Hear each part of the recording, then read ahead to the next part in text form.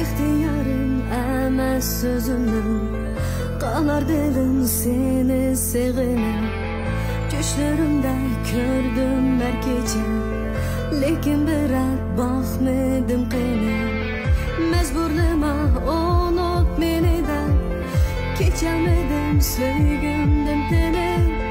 Yalganlıkı unuttum desem, gözlerimden kalidu çene. Sen gelmedin baharni elep, geldi ketken karlı gaşene. Sensiz bahar bana ne gerek, kalbim kısa seni sevemem. Sen gelmedin baharni elep, geldi ketken karlı gaşene. Sensiz bahar bana ne gerek, kalbim kısa seni sevemem.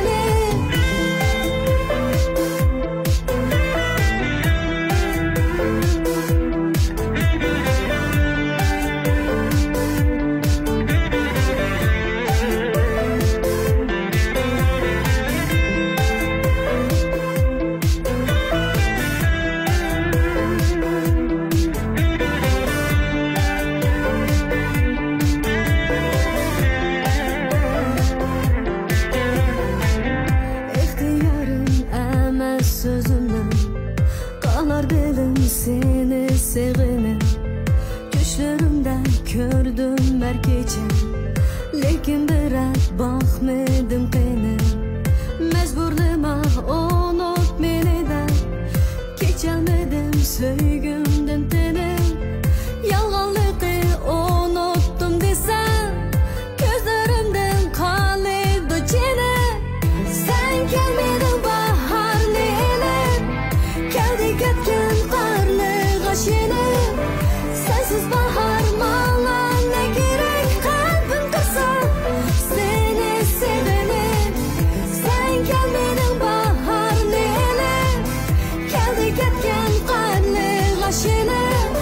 Sensiz bahar bana ne gerek, kalbim kısa seni sevemem. Sen gelmedin baharni elep, sensiz bahar bana ne gerek. Sen gelmedin baharni elep, geldi ketken karlı gaşene. Sensiz bahar bana ne gerek, kalbim kısa seni sevemem.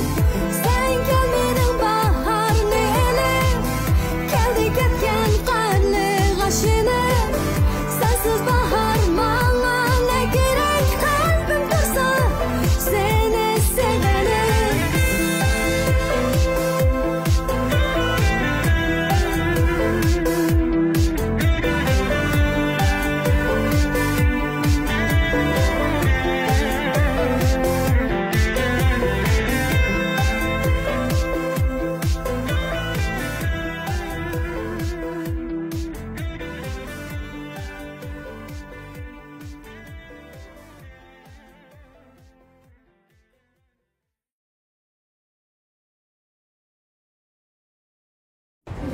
Geçemedim sevgimden seni.